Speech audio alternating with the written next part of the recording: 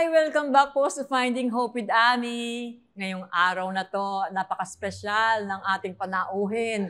Talaga, kasi alam nyo, nung nakita ko siya, nung bago ko siya makilala, sabi ko nga, ay, isa siya sa mga tao na nakikita ko ng may Diyos.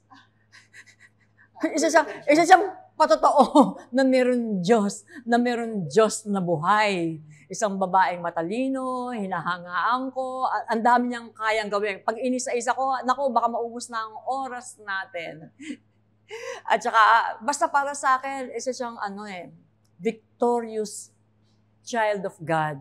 Yung genuine daughter of God. Ay, naku, basta po, mga kapatid, narito po ang aking bisita, walang iba kundi si Miss Catherine. Inocencio. Yes, welcome natin. Thank you so much. Hi, Ami. Thank you so much. I thank you. I'm so proud to be here in your show. Talaga naman, everybody will have hope with Ami together here, ano? So, at saka salamat at sinabi mo naman yung Catherine, ang aking original name. Because it means pure. Diba, no? Kaya every time you declare it, sabi ko, sige na nga, I receive it. You keep calling me pure. Kasi si Lord pinapalitan yung mga pangalan. Dati si Israel, Jacob, ay Mandarambong. Israel, diba? Israel. Kaya lang naging kata naman kasi yung aking teacher nung high school, kapag I'm misbehaving, she calls me Catalina. Catalina! Tapos iniklian pa niya ng kata. Yun na, that's stuck. So, it's okay. Okay, mas nakilala ka naman ngayon. Diba? Pero syempre, maganda yung pure. Yes. Ay, bago ka, yung bang pure na babae na yan, may mga pinagdaanan ba yan? In the past, mga challenges, mga hindi mga ganda, nagkamali ba? Itong victorious na anak ng Diyos na to? Alam mo, nagulat nga ako sa introduction mo sa akin, dahil nung pagkakilala mo daw sa akin, sabi mo nga I am a child of God, no? Agad-agad, no? I mean, true enough, no? Like you said, may mga pinagdaanan talaga, no? So if you had known me when I was younger, hindi nga nakilala probably hindi mo ako i-guess dito.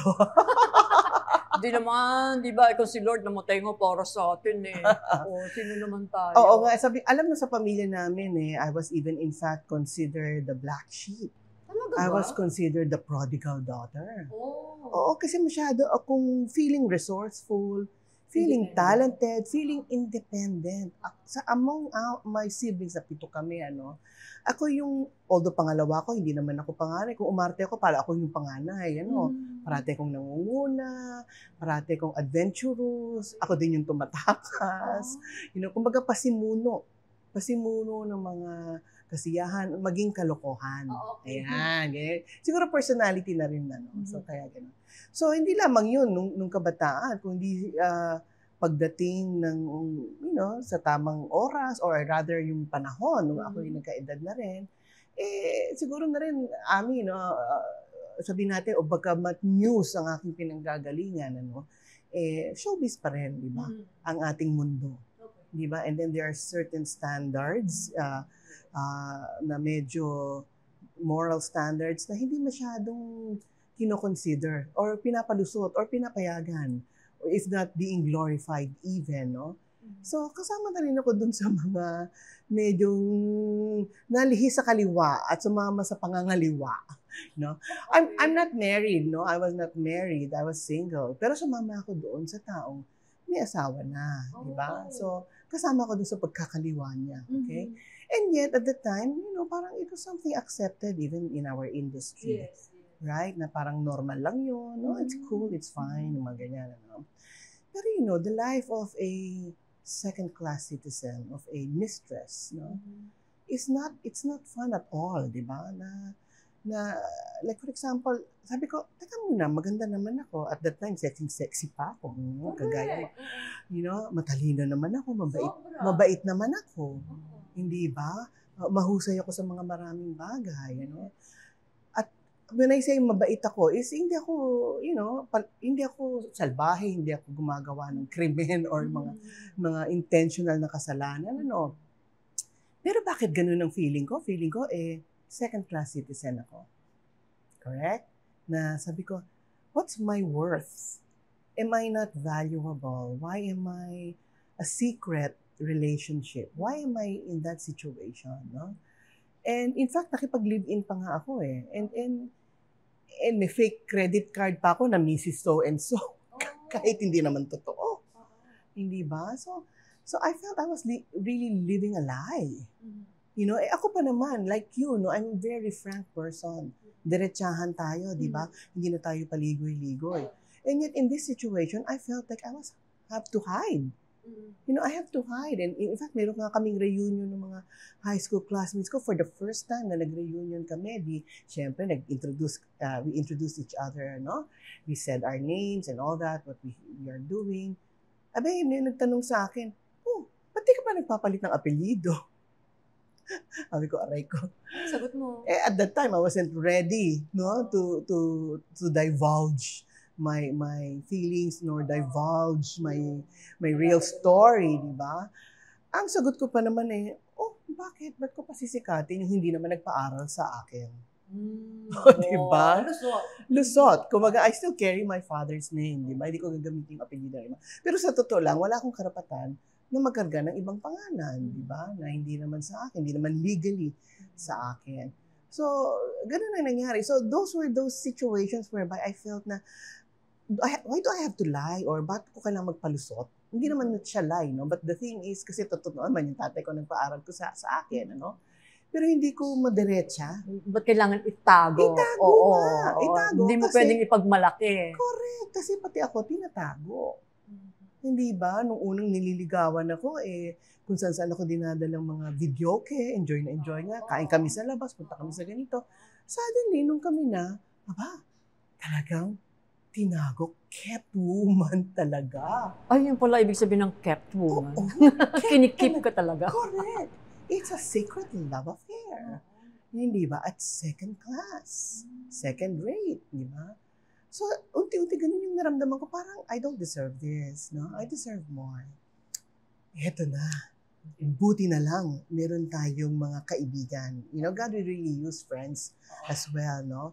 Who have met the Lord much earlier, no? Bagitin ko yung names nila. Sige. Si Orpa Marasigan. Okay. Kilala mo yan hanggang ngayon. naman. Si Orpa ay marami pang tinutulungan ng mga kagaya natin. Ngayon, kapit kami sa kanya. Correct. Na manindigan at maglakad ng matuwid sa harap ng Diyos, no? At sa kabilang banda, nandyan din si Connie Reyes. Of course, napakaraming nahira sa Panginoon. Correct. Isa pa yan, ano? So actually, isang salita ni Connie ang tumatak sa akin, no? Ano sabi niya? Sabi niya sa Jeremiah 29:11. For I know the plans I have for you, plans to prosper you and not to harm you, plans to give you hope and the future. May plano ang Diyos para sa iyo. Yun ay para sa iyong kabutihan. Hindi yung para ikaw ay mapasama. So parang, without her saying too many things, no, dahil nag-ingat din siya sa ganun, naisip ko, ganun ba? So, ba't ako nagtitiis sa ganitong sitwasyon? May plano pala si Lord. Oo, at hindi ito yung plano niya. Oo. Kasi feeling ko napapahamak na ako. Sobra ng para akong nanliliit na lang parate. Hindi mo gusto. Hindi bagay. Hindi bagay sa akin. Hindi ka masaya. Siguro yung saya, ano lang. Wala. Mababaw pero deep inside. Oo. Feeling ko talaga, doble cara ako. Ganun ang feeling ko. And at the time actually, I was already starting to read the Bible because nga, Orpa and I, we were in a discipleship relationship, no? So, ang hirap kasi babasahin ko yung Biblia. Tapos, pag uwi niya sa gabi, kasalanan naman yung aking ginagawa. Kontra. Oo. Babasahin ko yung Biblia, katotohanan ng Diyos, the holiness of God, the goodness of God, the love of God for me. Flip side, pagka in my real world, parang hindi ko nararamdaman yung love of God, the protection of God. Parang wala doon sa relasyon na yun. You know? Sabi ko, teka muna, lugi Ito yung time na magka-live-in pa kayo. Correct. Okay. Correct. Pero syempre, struggle yan. Ito ngayon, what really did it, no? I was pregnant with my second child already. Actually, Second na. Meron ng may una. pamilya na kami, nag-live-in na, para nga kaming pamilya eh. Okay. Nung nakilala mo si Connie at kinausap ka about God, yung Jeremiah 29:11, may May panganay pamilya- ka na. May pamilya na kami. May pamilya na kayo. Correct. Tatlo na Oo. kayo. Correct. Tapos nung panahon na to, pangalawa yan. Eto na, nagbuntis ako. No? Okay. And then, actually, even before that, kasi nga nagbabasa ako ng Biblia, Mhm. so nalalaman ko yung mga kwento-kwento doon. Naalala ko si David. Okay. Oo, si David, di ba, nangalon niya siya kay Bathsheba, nagkaanak sila. Yung unang anak nila ay namatay. Okay? So parang may kabayaran yung kasalanan. So nung time na yun, takot na takot ako. Naku, baka mangyari. No Lord, wag naman tong anak ko. Yung panganay ko, di ba, nasabi ko, wag naman. Parang nagsusumamo pa ako. Si Chin ba yan? Oo, yung si lalaki? Chin, Okay. oo, nagsusumamo ako. Ay, hindi nangyari nga kay Chin. Naligtas nga siya. Hindi nga ito na. Pero yung pangalawa kong pagbubuntis, bigla ako nakunan. I felt so sinful that God put death in my body and removed life away from me. That was how I felt. Nasabi kong, sukdulan na ito. Hindi na pwede. Pinagbabayaran ko na. At hindi lang ako nagbayad. Pati anak ko nagbabayad. May nadamay. Oo, ng kasalanan ko, di ba? Sabi ko, oh my God, goodness, nangyari kina David at Bathsheba. Nangyari sa akin. So sabi ko, ayoko na. Ayoko na, sabi ko, dahil ayoko na nang may mamamatay pa uli. Kasi ako na mismo namamatay na rin ako sa sitwasyon, di ba? Yung aking pagkatao ay nayuyurakan. So nag-decide ako, makikipaghiwalay na ako sa'yo. Hindi ko na gusto yung ating sitwasyon, di ba, etc. Ganyan. And then, pinalis ko siya sa bahay. Hindi ko lang, buntis na pala ako ulit. Oh my. So sabi ko, anong gagawin ko? Sabi ko, pababalikin ko ba siya? Di ba, dahil may pamilya na kaming pangalawang anak pa? You know what God told me? My grace is sufficient for you.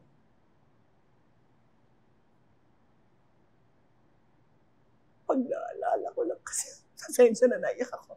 Pag naalala ko kasi, yung grace ni God na sobrang umaapaw talaga. Na yung mga fears ko at the time, parang nawala. Kasi sapat na sapat yung grace ni God para sa akin at the time. Kahit pa nakakahiya ulit. Kasi buntis ka na naman. Di ba wala kang asawa, buntis ka na naman. Nag-decide ka na makipag-awalay, tapos nagbuntis ka na naman. Di ba? Paano mo ipapaliwanag sa taong bayan, etc. No? But that doesn't matter because God's grace is sufficient for me indeed. In fact, it's not just sufficient, it's abundant. Sobra-sobra talaga. Na, kumbaga, napawi lahat. Nung sakit, nung takot, nung time na yon, at pinanindigan ko, hiwalay na kami. And for that particular year, I felt a honeymoon with the Lord. Kasi lahat ng hingin ko binibigay. Humingi ako ng promotion sa office, nabigay ko. Humingi ako ng sasakyan, binigyan ako ng Mercedes-Benz na puti. Wow. Pinambili ko yung shares of stocks ng ABS-CBN. You know? Tapos noon, may nanghula sa akin kasi noon eh. Manghuhula talaga, hindi nila alam ang katotohanan eh. Hinulaan ako na 2 daw anak kong lalaki. Yung lalaking panganay ko, ito pangalawa. Sabi ko, Lord, patunayan mo hindi totoo yung hula. Bigyan mo ako ng anak na babae. Hindi, tapos ang hula kasi babaeng naging anak ko. Okay? So, mga ganung bagay na napakarami kong naramdaman na pagpapala ng Panginoon at higit sa lahat yung pagmamahal niya. Kasi I also did not feel condemned by my family and my friends. You know, parang they accepted me for my decisions. In fact, since then, parang nagbago rin yung tingin sa akin ng tatay ko eh. Sabi ko sa iyo, aking black sheep, di ba? Kasi nga, unang-una, nangalun niya ako, sumama ako sa may asawang lalaki. Masakit sa tatay mo, no? Correct! Oo. Masakit sa isang ama In yun. fact, nakiusap pa nga siya noon nung time na pinakilala ko yung aking dating kasama eh. Naunawaan ko yung mga nararamdaman ninyo, ganyan. Hindi ko kayang pigilan yun, pero maaari ba, huwag kayong magsama. Ang bait naman ng tatay mo. Nakipag-usap pa ng gano'n. Oo, na huwag kayong Oo. magsama. Kahit yun lang. Oo. Siyempre, ang tigas ng ulo ni Black Sheep. nakipag, sumama pa rin. Alam mo, ang dami kong sama ng loob na ibinigay sa tatay ko tsaka sa nanay ko. Yung nanay ko nun, tahimik lang, umiiyak lang siya ng umiiyak. Palagay mo, pinagpe-pray ka ng nanay mo? Palagay ko pinagpipray ako ng magulang ko. Kasi, yun nga at some point, di ba, natauhan din ako, di ba, na hindi pwedeng hindi dinggin ng Panginoon ang ang pagsusumamo ng isang ina, no? So alam ko ang Panginoon ang pinagbigyan ng Panginoon ng aking ina at that time. Kaya isa siya sa mga tuwan-tuwa na who embraced me back. Sa katunayan, there was even a time when I left the conjugal home at bumalik ako doon sa bahay ng Tatay magulang mo? ko. Oh, okay. Tapos, Ay, hallelujah! Siguro si Papa. yung mama ko, pinabakante niya yung isang malaking kwarto at doon kami tumira ng mga anak ko. Oo, ganun. So, talagang prodigal daughter na nagbabalik loob sa magulang. So, tuloy-tuloy na wala na si Mr. Si Father Mr. of the X? children. Oo naman. Ika nga sa Bible, be careful if you think you're strong. Because the devil prowls around looking for someone to devour, di ba? Tsaka ikaw, if you think you're strong, be careful. Okay, first of all, don't enter a temptation situation. Even if you think you're strong. Oo. Okay, here's the Pag mo thing. subukan, di ba? Eto na nga, may dalawa kaming anak, di ba? Nagayang magbakasyon. Sa iba bakasyon ng probinsya. anak. Iba bakasyon, di ba? O okay. bakit hindi? Pamilya, kunwari kami. Hindi ba? Ayaw mo ipagdamot sa tatay. Okay. Sama ka. Correct, kasama ko. Di, punta kaming probinsya. Okay. Aba, isang hapon yung dalawa kong anak ay ipinasyal nung kanilang older half-brother. Pumunta doon sa lolo't lola sa kabilang ibayo. Naiwan ang dalawa. Nanghina ka. Obvious ba? At nagbunga. Na afternoon delight ako. Afternoon delight. Made in Bataan. Ang aking bunso. Ganun pala yun. Kaya I keep telling kids, it takes only one to get pregnant. It doesn't have to be in the frequency. Right? So, paano ngayon yan? Nagsiserve na ako sa church. Anong pakiramdam mo pagkatapos nung naganap yung afternoon delight? Syempre guilty. Para ako si Adam and Eve nagtatago sa Panginoon. Ako kasi nangyari sa akin, right after, umiiyak ako. Di ba talagang gano'n bakit? Bakit ka bumigay, di ba? Oo. Ay, nako. Nung time na yun, parang feeling ko, kaya kong itago. So, gusto mo itago ulit? Correct. Pero ang strict ng parent ko, ang Panginoong Diyos, in-expose ka agad niya. Hindi pala pwede. Hindi pala pwedeng gano'n na, okay, I realized when I found out I was pregnant, God is a holy God. And He expects me to be holy like He is. Hindi pwedeng yung ganon-ganon na compromise ka ng compromise. Napapasok ka sa sitwasyon na may temptasyon. Dahil akala mo malakas ka. Ay, hindi. Pwede kang mahulog, malaglag. So, yun ang na-discover ko how holy God is. And immediately imagine, isang pagkadapa huli ka kagad. Huli agad. Sabi ko, napaka-prolific naman. Si Mister. Ako, ano ba yan? So, ito na ngayon. Gusto kong itago sana yun. Akala ko nakalusot ako hindi ba kalusot? And I'm serving in church already at that time. In fact, we have a cantata for Easter, no? And I was playing Mary Magdalene. Yung singing part, ang lola. Paano ko mag-Mary Magdalene Bit-bit ka. I had to confess. I had to confess to our... Sa congregation? O sa ano lang? Sa senior pastor muna. Senior pastor. Oo, sabi niya, tawag dito. Wait a minute. At that time, we attempted to get married. Oh, wow. Kasi annulled na siya. Okay. So, pwede naman kami magpakasal. Ang problema, ang dami niyang kondisyon. Yung prenup na sandamakmak na nakasulat. naman. na nung magkonsulta ako sa lawyer, ay umiyak yung lawyer dahil ang awa sa akin. Tapos, Pagka tinuloy mo yan, you will be like a rug. I'm saying this because, you know, I mean, I still respect my ex, you know, but these are just situations. I know he was just trying to protect also his properties, his older children. Umabot sa ganung punto na sabi ng lawyer nga pag tinanggap mo yan, para kang trapo. Okay? So I'm saying this because baka may mga nanonood sa atin ngayon na tanggap na lang ng mga ganyan, dahil nga takot na mawala sa ng finances or something or support, diba, ganyan, ano. Anyway, tinanggihan ko yung opportunity to get married. And then I confessed to our senior pastor, and then I asked him, this is my sin. What can I do to prevent others from sinning as well? Diba? Kasi hindi mo maiwasan ang mga marites dyan. Correct. Magsasalita sila. Lalo na ngayon, ang dali sa social media. It's in their right to do that because nga para akong nagpapanggap lang na Christian kuno tapos noon nagpapabuntis naman out of wedlock, di ba? So ang sabi ni pastor at that time, well, we can have a right of confession, public confession, and also an affirmation. In other words, magkukumpisal ka pero i-affirm ka rin namin. Hindi ko naintindihan ko ng ibig sabihin, pero pumayag ako. Tatanungin ko nga ano yung affirmation, ano yung nangyayari na gaganap doon. Okay. Kasi nga, kahit ako hindi ko naunawa kung ibig niyang sabihin nun, pero sabi ko, like I said, para huwag magkasala rin yung iba, payag na ako. Okay. Ang tanong niya sa akin, sino ba mga kaibigan mo dito? Imbitahin mo sila sa church service namin, no?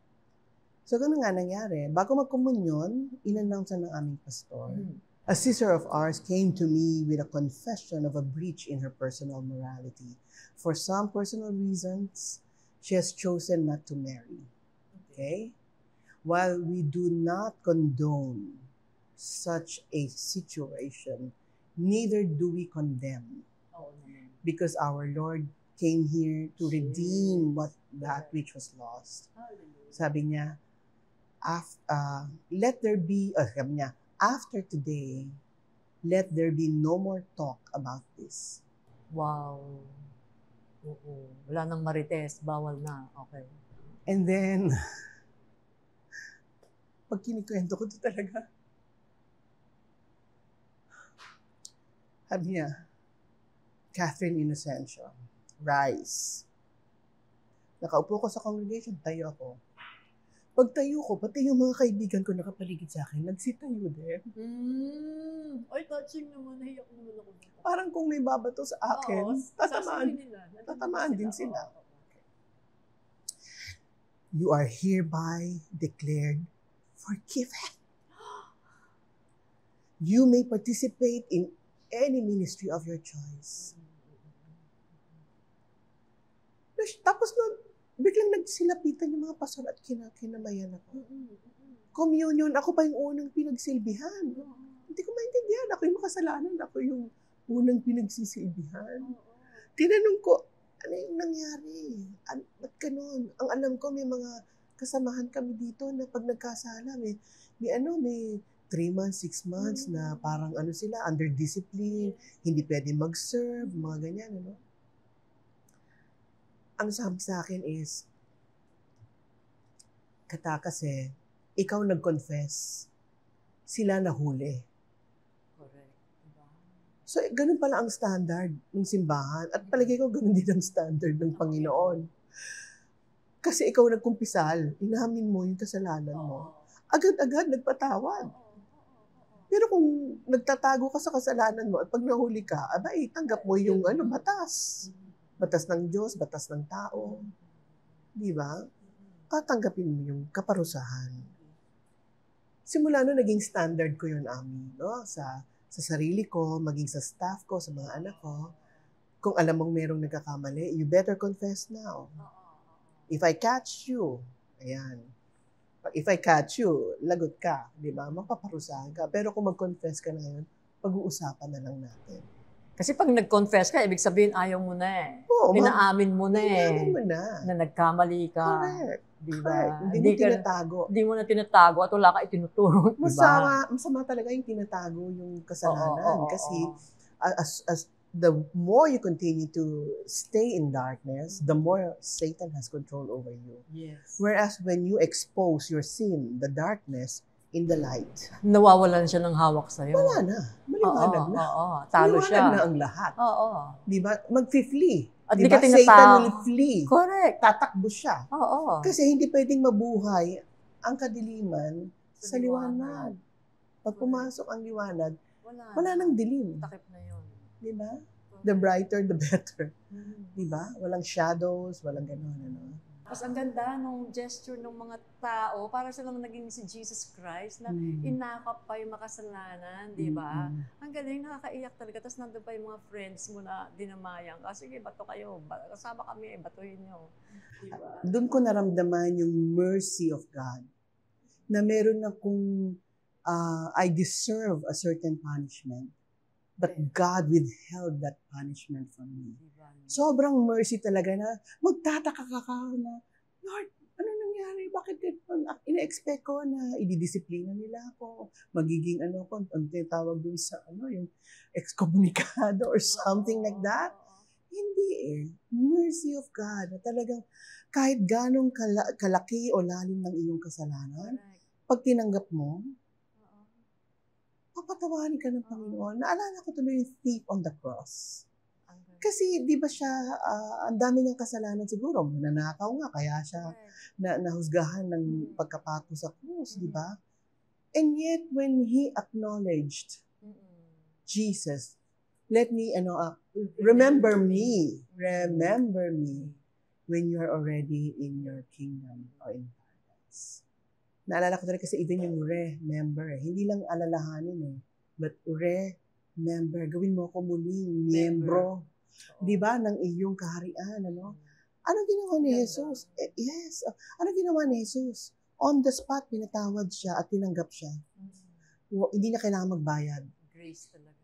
Hindi na kailangan magbayad ng kasalanan. Although, yun na, nakapako na sila, pinagbabayaran na niya, pero hindi lamang yun, Hindi niya kailangan mag-perform ulit or to punish himself. Pinatawad siya agad ni Lord. Automatic, instantly, paradise, kasama ng Panginoon. Such mercy of God. That was how I felt.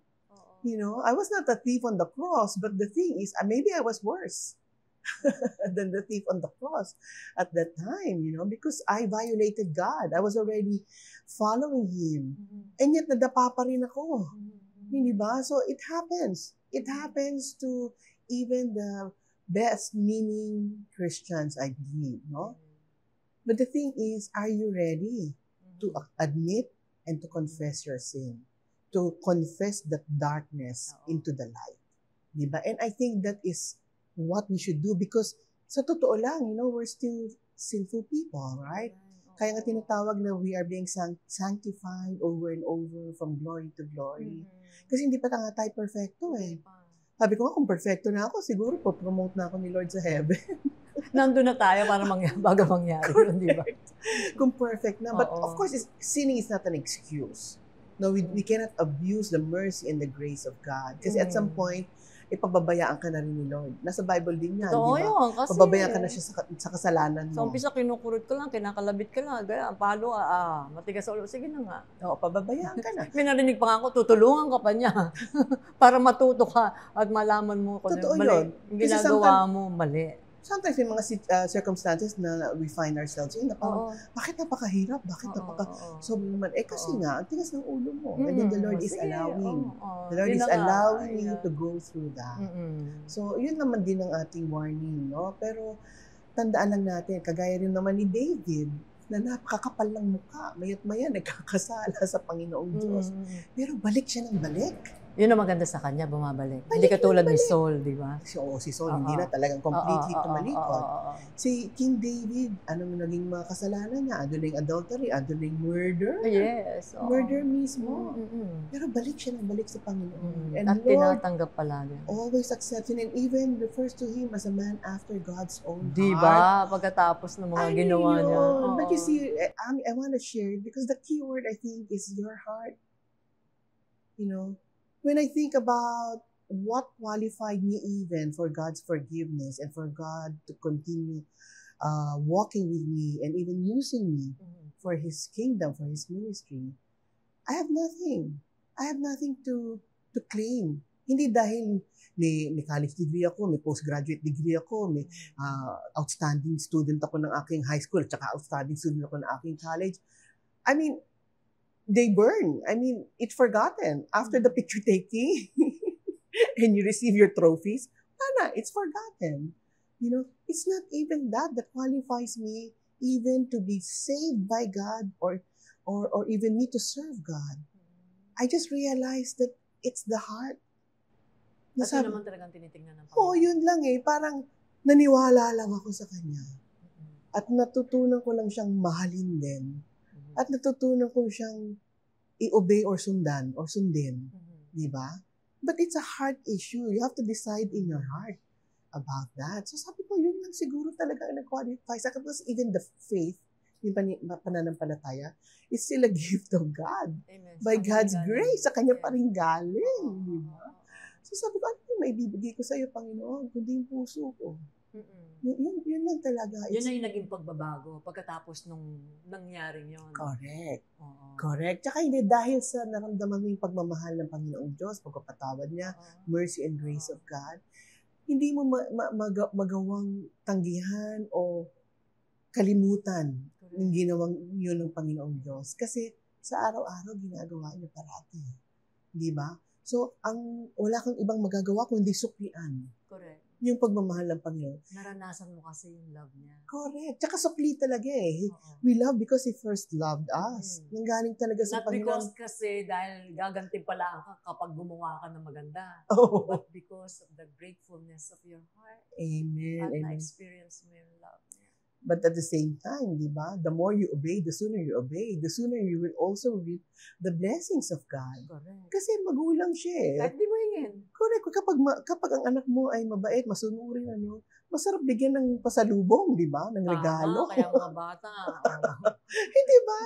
I mean, yun yung nature din ng isang magulang, di ba? Kapag mabait yung anak, matiisin, hindi ba? Bibigyan niya yan ng special grace, favors, gifts, whatever. Hindi ba? God can do that. Kung magulang nga, sabi rin sa Bible, can give good gifts to their children. How much more our Father? So yun. So yung ating receiving of blessings ay connected din siya sa ating obedience. Diba? Ang galing. Pagkatapos niya, nagkaroon pa ba ng ibang challenges? Oh, Tuloy yeah. ka na kay Lord. O ano naman ang nangyari? Parang yung buhay ko parang two parts. Unang-una sa personal na buhay, di ba? Na meron akong pinanghahawakan na hiningi ng Panginoong Diyos na ibigay sa Kanya. Siyempre may struggle to let it go. Yun yung relationship ko na mali naman pala. Di ba? Natutunan kong i-let go because I trusted God. You know, that He had a plan for me. And He proved Himself to be a really good, loving father, friend, husband, maker, healer, lahat na, provider, lahat na, no? Talaga siya lang yung mapagkakatiwalaan mo talaga for anything, no? And everything that you need, actually. Kasi siya lang talaga yung kinapitan mo after that. No? Yes. And then there's the other part. Okay. In the area of my profession naman. Di ba? Kasi isa pa yon na kung minsan enjoy tayo sa ating kinatatayuan, sa ating trabaho. Abay, nasa number one network yata ako. Masaya kasi din, di Oh, ba? bakit hindi? Proud ka din, di ba?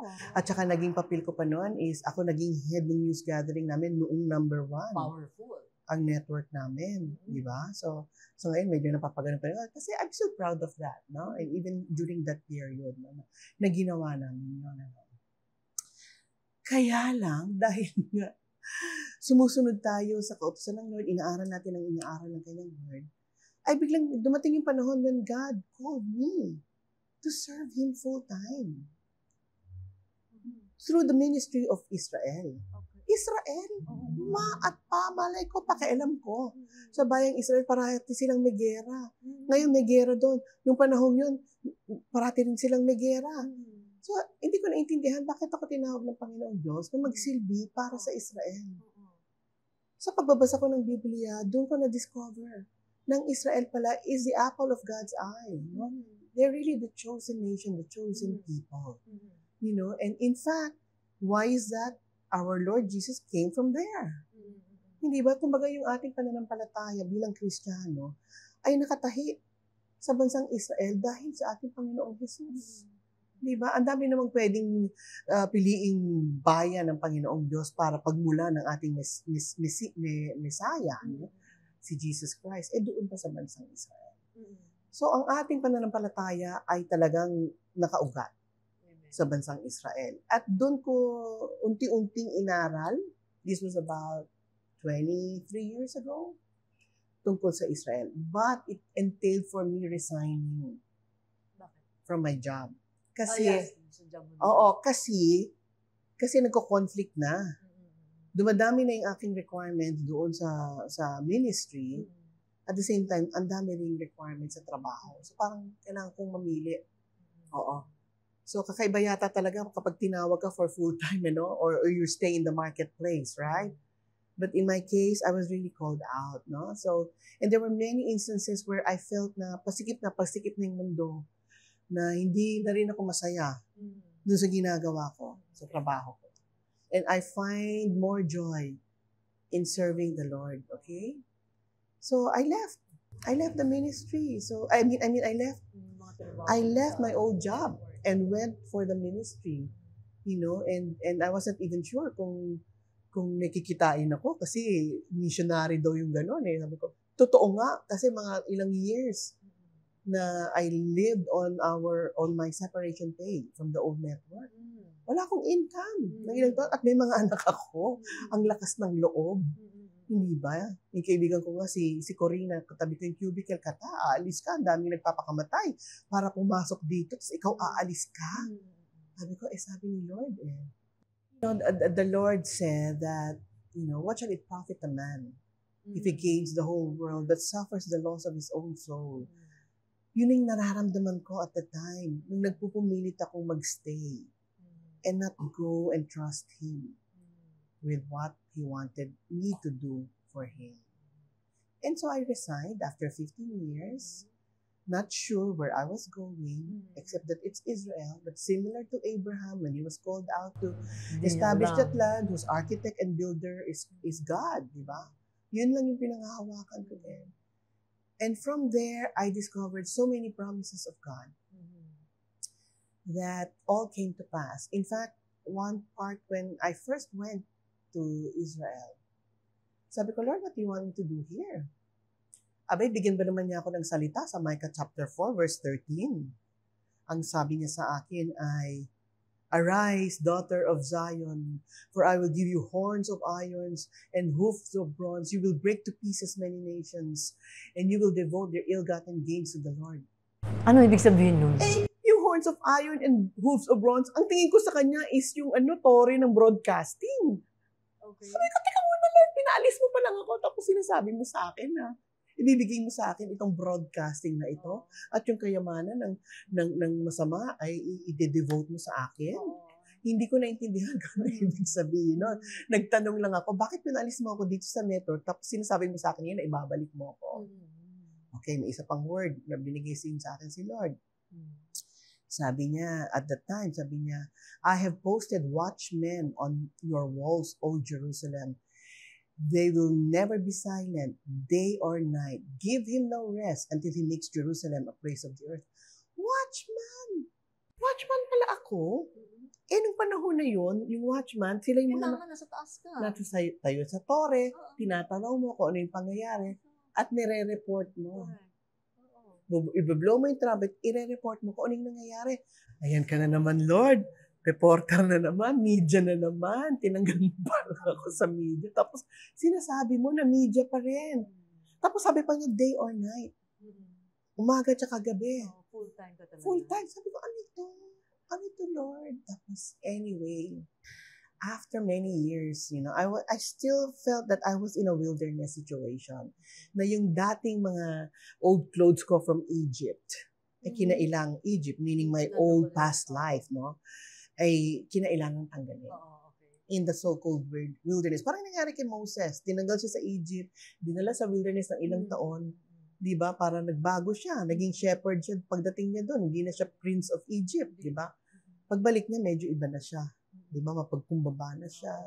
He had the power of God in him already. Parang may nangyari sa akin gano'n, no? Na ilang years ba yun? Mga 3 years siguro. Wala akong trabaho. Until Brother Eddie offered me a job to replace him as host of Diyos at Bayan. Ano ito pala yung sinasabi ni Lord? Yung media, ibabalik na ako. I didn't know Brother Eddie. In fact, I met him for the first time because he was running for president in 2004. And then I was invited to just sit and listen to what Bangon Pilipinas was all about. Anyway, I was listening and then we were all given a chance to speak. Tapos ako ang sabi ko lang, actually, I don't even know Brother Eddie, but I'm glad to meet him for the first time. You know, Brother Eddie is not even my candidate here. My candidate is that Jesus will be Lord over the Philippines like He has always declared all these years. Na-impress yata yung lolo. Sorry, Brother Eddie. No, sabi ni lolo kasi ni Brother Eddie, I want Sister Kata to take over my show. Oh, agad. On the spot. Oo. Hindi ko pinag-iisipan, nagagawin ko yun. And I'll tell you, even in my years back in the number one network, I had no experience in hosting a show like you are hosting a show right now. Aren't you amazed? Hindi ko na talaga. Di ba parang you don't feel... Kahit nasa hinagap ng aking Di ba? Parang you don't feel qualified to do it, but God hindi. calls you to do it. I had that feeling at the time. Talagang kumbaga wala kang yabang na dadalhin eh. Hindi mo maipagmalaki na ito experience ko, ito background ko. Hindi kasi first time kong mag-host ng socio-political program, kagaya ng Diyos at Bayan. Kasi hindi lang naman yung reporting or interviewing people about current events, but also bringing in the Word of God. Yun nga, hindi ka pwede magkamali. Hindi representing God. Tapos politiko. Hindi lang yung pinalitan ko pa si Brother Eddie. Kasi nagkakampanya siya. So for 6 months, I was doing it. And then after that, akala ko tapos na dahil tapos na yung election. Hindi naman siya nanalo. Babalik siya sa show. Gusto niyang I will continue in the show with him. Naging dalawa kami ngayon. Aba, hindi lang ako solo ngayon. Katabi ko na si Brother Eddie. Pero nagtagumpay ka pa rin dyan, di ba? In Jesus' name. At in-enjoy mo yun. Hindi pa tapos. After 2 years on that show, ito na ang CBN Asia naman. Yay. Ang tumawag sa akin and asked me to be a producer of the 700 Club Asia. And not only that, the challenge was, it was a weekly show at the time, make it into a daily show. Nga, ang hirap nun, no? Same number of people, same number of staff, di ba?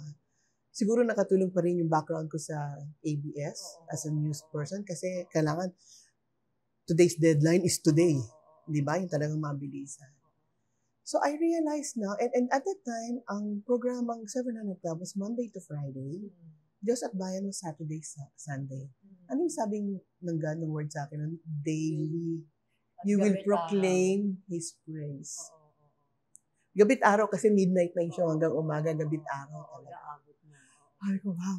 Tsaka kahit na yung show dito lang, pero araw pa lang, tinatrabaho mo na yun, may preparation na yan eh. So lahat ng mga pinangako ni God sa akin at sinabi niya sa akin ay tinupad niya. Hindi lang yun, hindi pa pala tapos. Nung minsan nag-retreat kami, kasama yung mga CBN Regional Director, si Gordon Robertson. Nang usap ang Panginoon sa akin, binigyan niya ako ng vision na para akong papaakit talaga ng langit. Pero nung papaakit ako, buhat-buhat niya ako. Wow. Hindi ako naglalakad. Buhat-buhat. Pagdating ko doon sa kalangitan, may mga upuan. Parang sabi ko, siguro 24 yon, parang elders, seat ng elders, no? At inupo ako ng Panginoon doon. At sabi niya sa akin, I will seat you with kings. So, Brother Eddie is a king in the Lord's kingdom on earth. Peter Kairos is a king in the kingdom. Kaya sabi ko, wow, pag sinabi ni God, tutuparin niya. I know maybe some people might think it's weird, no? But all of these are results of deep prayer. And when you receive a vision from God, and He also promised that He will give us visions, diba? And He did, no? And then the word would also be, tawag dito, appropriate. or hindi siya weird. Hindi, Kailangan sakto dun sa tapos sa yung salita nangyayari, ng di ba? Diyos. Oo. Oo, kailangan mag-aakma sa Mm. pangako ng Diyos. And since then, been serving God in Israel, the ministry, Diyos at Bayan, and then 700 Club. Hallelujah. For me, it's the best job. Okay. Oo, because God is the best boss. Oo naman. And when He calls you, di ba? When He appoints you, He will also provide for you, di ba? Amen. So, doon din nanggagaling yung support namin ngayon. Siyempre, medyo hindi extravagant. The Lord also teaches us to live simply because He also lives simply. Di ba? But He provides, di ba? Naka 14 times na ako nagpunta ng Israel. Hallelujah. Di ba? The Lord provided for all of those. It's such a blessing, no? And then knowing every day, especially as producer of the 700 Club for 12 years, knowing that people call and pray to receive Jesus Christ as their Lord and Savior. Sabi ko, wow, ang sarap nitong trabahong to kasi because of the power of broadcast, and which is what Ami, you're doing right now, no? Is that you reach hundreds and thousands of people, right? In one shot. Of course, I admire the missionaries who go to different cultures and talk to person one by one, no? But with the power of broadcasting, ang reach niya, thousands talaga. And far ends of the earth. Correct. Oo. Okay?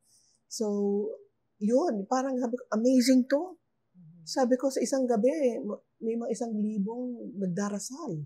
Hallelujah. Oo. Ay, At tumatanggap sa Panginoon nang dahil sa isang video mo lang, di ba? Thank God. I mean, for making us part of His harvest work. Hallelujah. Making us co-workers, no, in the harvest field.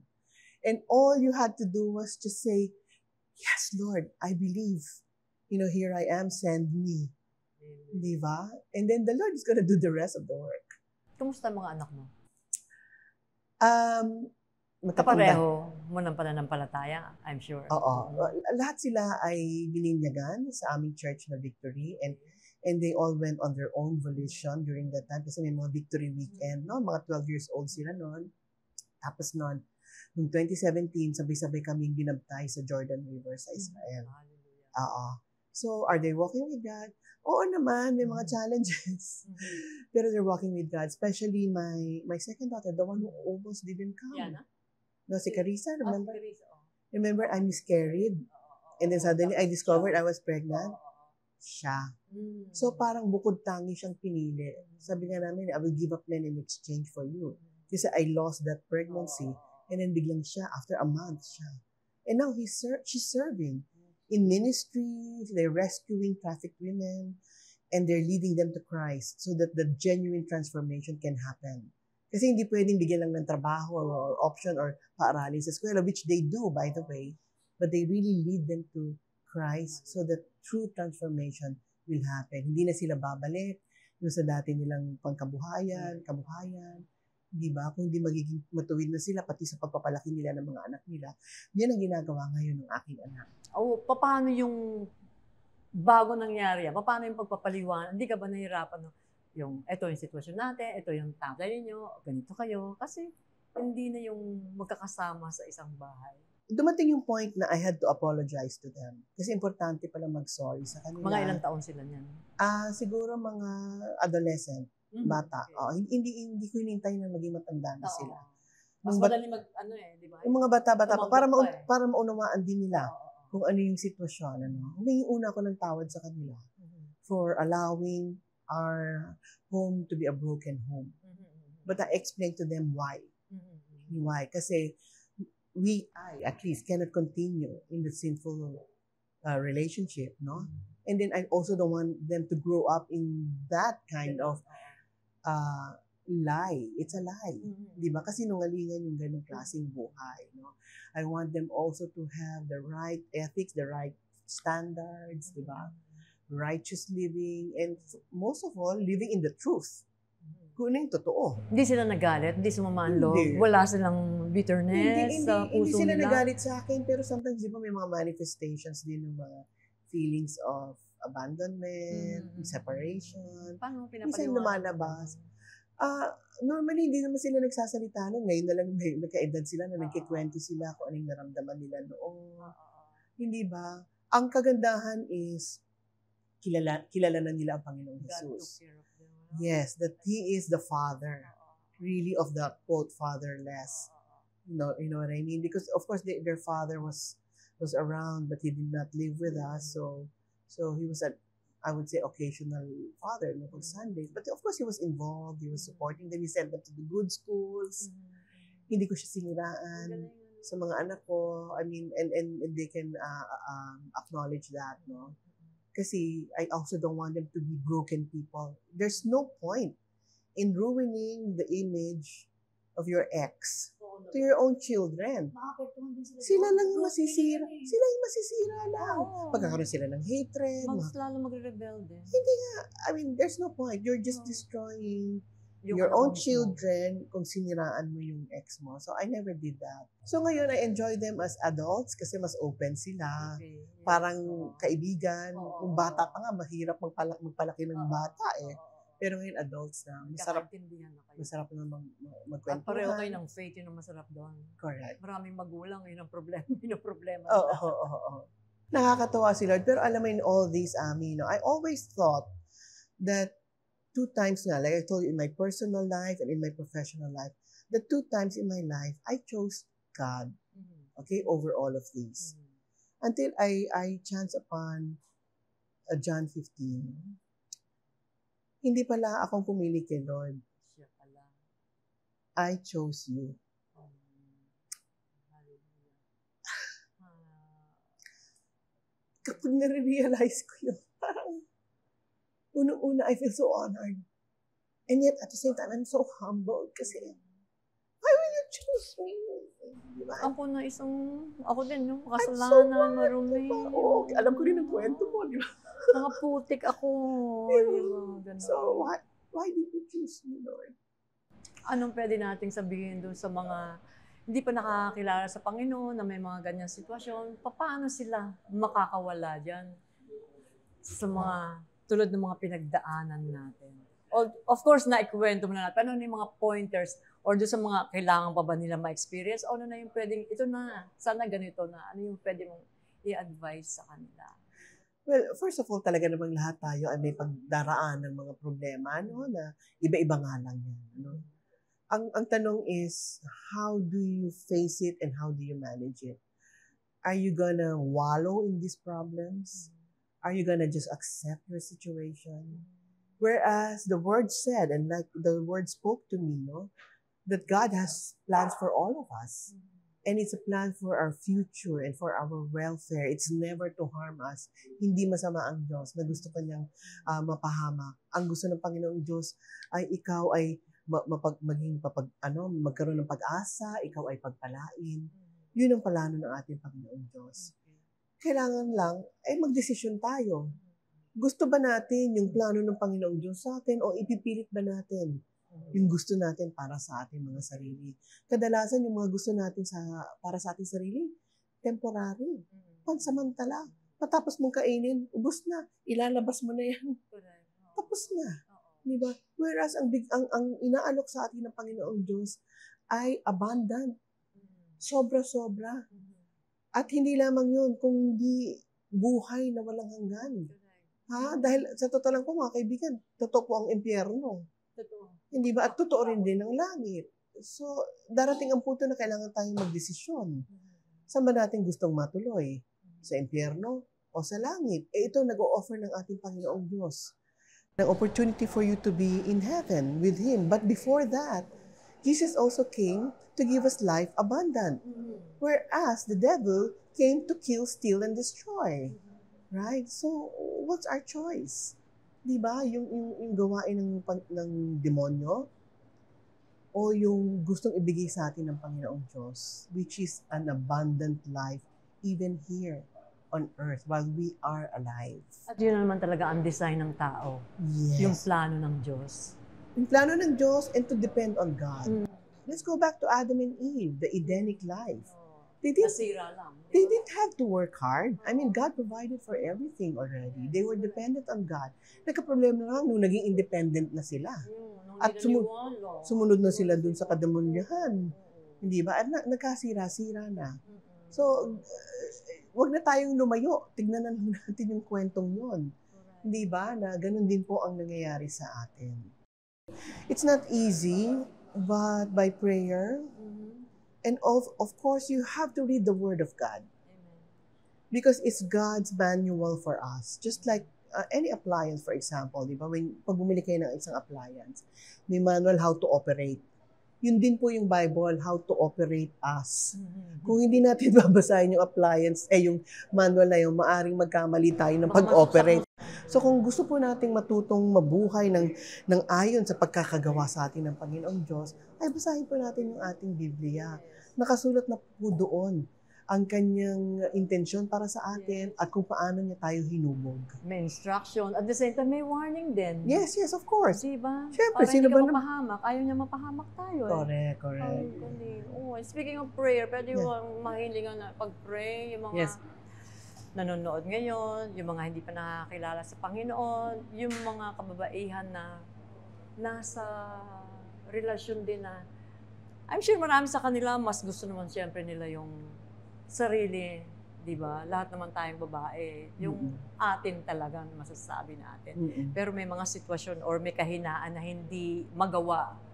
Pero isa lang yung pwede natin namang kapitan tulad na nangyayari sa'yo. Can you please pray for them? Sige. And yung mga gusto pang, baka yung prayer for salvation doon sa mga hindi pa nakakilala sa Panginoon at gustong tumanggap sa Kanya. Okay lang? Sige po. Okay, thank you. Thank you. We'll pray for them right now. Yes, Mga kaibigan, kung kayo po ay mga nanonood po kayo at kayo po ay may natutunan at na-inspire po sa aking kwento, gusto ko lamang pong tiyakin sa inyo na ang Panginoong Diyos po ay may plano talagang maganda para sa inyong lahat. Maaring mahirap tanggihan o talikuran yung ating kasalukuyang buhay, pero alam po ninyo, mas maganda po yung kinabukasan na meron ng Panginoong Diyos para sa atin. Kailangan lamang po tayong magtiwala. Siguro po ang ilan sa inyo, ang sabi ninyo, kilala ko naman si Jesus nagdarasal naman ako. Diba? Kaya ang tanong ko kilala niyo ba siya ng personal? Kilala niyo ba kung anong klaseng Diyos siya, kung anong klaseng kaibigan, kung anong klaseng ama siya? Malalaman po natin yan sa ating nga pong Biblia. Nakasulat na po dyan upang makilala natin siya ng lubos-lubos. So ang sa akin pong panalangin namin ngayon ni Ami is that kayo po ay makakilala ng personal sa ating Panginoon dahil nasa Kanya po ang kasagutan sa ating mga problema. Manalangin po tayo. Panginoong Diyos, maraming salamat po at kami ay inyong minamahal. Nauna po kayong nagmahal sa amin. At kami po ay tinuturuan ninyo magmahal sa inyo maging sa aming kapwa. Sa araw na ito, Panginoon, marami pong nakarinig ng aking kwento. Ito po ay maikling bahagi pa lamang ng kwentong aking buhay. And yet, Panginoong Diyos, ito po ay napaka-critical na bahagi ng aking buhay. At sana po, Panginoon, yung mga nakarinig po, ay may natutunan sila at sila po ay ma-inspire. Panginoong Diyos, na talikuran ang kasalanan, ang buhay nilang magulo, Panginoon, at humarap po sa inyo at tanggapin kayo at ang inyong plano para sa kanila. Mga kapatid, ang Panginoong Diyos ngayon ay kumakatok sa inyong puso at gusto niyang pumasok at manahan sa inyong piling dahil gusto niyang siya ang tutulong sa inyo, siya ang magmamahal sa inyo, siya ang magiging master of your life. Kung kaya kapatid, sa pagkakataong ito, tanggapin ninyo ang ating Panginoon. In Jesus' name, just join me in this prayer. Father, forgive me for I have sinned. I'm such a sinner, hindi ko kaya ang aking mga problema. Pero napag-alaman ko ngayon na sa pamamagitan ni Jesus, maaari ko mapagtagumpayan ang lahat ng aking problema. Kaya ngayong araw, nagdidesisyon ako, Jesus, pumasok ka sa aking puso. Ikaw na ang maging Panginoon at tagapagligtas ng aking buhay. Dito ka, Jesus, bilang aking Ama, aking kaibigan, aking provider. Ikaw na ang bahala sa akin. Ikaw na ang masusunod sa aking buhay dahil alam ko na sa iyo ay may kaligtasan. Sa iyo ay may pagpapala sa buhay nito. Maraming salamat, Jesus. Tinatanggap kita. Ikaw na ang aking susundin sa araw-araw. Maraming salamat. sa ngalan ni Jesus. At para doon sa mga nandito ngayon nakikinig at hindi talaga makakalas sa inyong mga kasalanan, maaring meron pa kayong mga galit o inyong mga agam-agam sa inyong puso, may mga atrasong mga tao sa inyo. This is the time to forgive. At the same time to ask forgiveness from God our Father. Shall we pray? Lord, patawarin po ninyo ako sa naging buhay ko na ako po ang nasusunod parati. Tinatanggap ko, Panginoon, ang inyong pagpapatawad dahil si Jesus ay namatay sa krus bilang simbolo ng inyong pagpapatawad sa amin. At siya ay nabuhay na muli at siya ay Panginoon ng buong mundo ngayon. Panginoon, salamat sa inyong pagpapatawad. Gusto ko pong patawarin din lahat ng mga nagkasala sa akin, yung mga nagsamantala sa akin, yung mga nanloko sa akin, maging yung aking mga magulang na hindi ako minahal ng tama. Lord, pinapatawad ko po silang lahat. Kayo na po ang bahala sa kanila. Pero sa ganang aking Panginoon, gusto ko pong matutunang mahalin sila gaya ng pagmamahal ninyo sa akin. Maraming salamat, Panginoon, na ito ay bagong araw para sa akin at bagong pagkakataon. Maraming pong salamat sa ngalan ni Jesus. Amen. Amen. Amen. Hallelujah. Thank you, Jesus.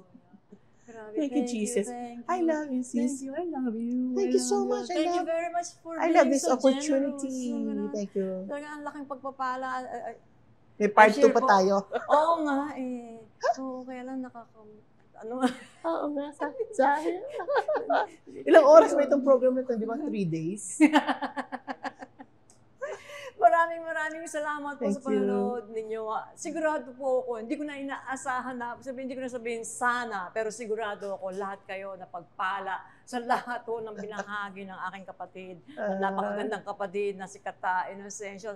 Si Miss Catherine, Miss Pure. At inaasahan po namin na kayo din, maranasan ninyo lahat ng magagandang pagpapala na yun. Lahat ng magagandang pinakita ng Panginoon sa kanya, lahat ng magagandang bagay na nangyayari sa buhay niya, ganun din mangyayari din sa inyo. Kaya maraming salamat. Hanggang sa susunod po ulit, dito pa rin sa Finding Hope with Annie. Yes. Now together with Catherine Kata Inocencio. Yeah. Find hope.